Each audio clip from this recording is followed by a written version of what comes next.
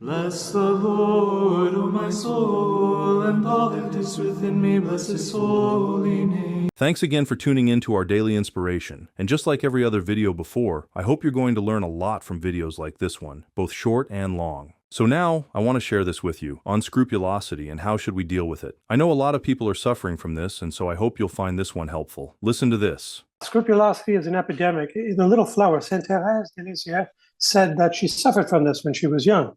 And basically, it is a condition where the soul doesn't rely upon God's mercy in particular, devolves into a sort of obsession with its own control over itself.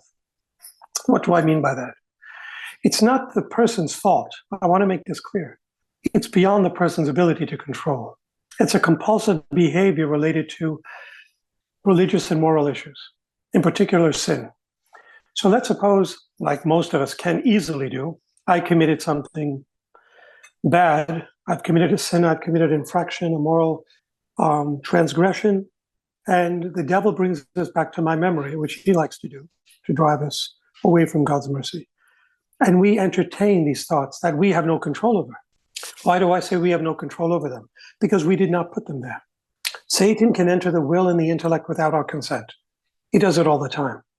But it's up to us, once we're aware that this is not our thought, to do our best to fight it. Doesn't mean we will eradicate it just with the sheer act of a fiat.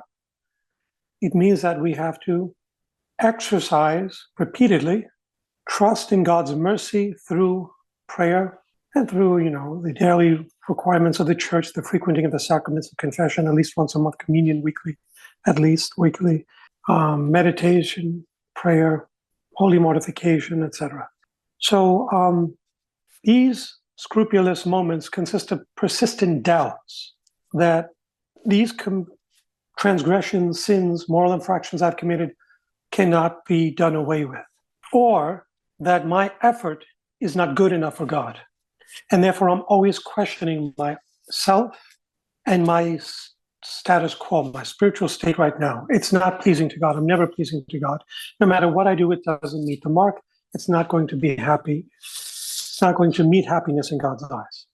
So the person lives in doubt, insecurity, fear, and lack of trust in God's mercy. The little flower, Saint Thérèse de Lisieux, suffered from this a lot. I suffered from this when I was a seminarian. And it's hard to identify because you don't know what it is unless someone, like I'm with you now, explaining it to you. No one sat down and said, look, Joe, this is what scrupulosity is. Avoid it in the religious life. Nobody told me that. I underwent it not knowing I was experiencing this when I was a seminarian. And what you do is, first and foremost, inform your mind with sound spiritual truths that come from the church. Now, that's the first part. That's not good enough. You have to then believe in those truths completely, not half-heartedly. And I hate to say this, but this is where a lot of the conservative individuals, that is, people who always question church teaching, I'm not using the word conservative in a bad sense here. Therefore, I should say ultra-conservative people that question the church's teaching, question the Pope's teaching, they question everything the church says. These people are the ones who suffer more of scrupulosity than others, these ultra-conservatives, because they do not trust anything. So they have to take everything in their own hands, say, I will decide whether it's pleasing to God or not.